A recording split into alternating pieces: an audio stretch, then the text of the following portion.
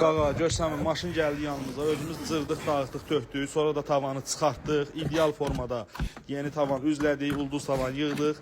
Siz də ideal iş istəyirsinizsə 050 697 32 57 nömrəsinə əlaqə saxlamağınız kifayətdir.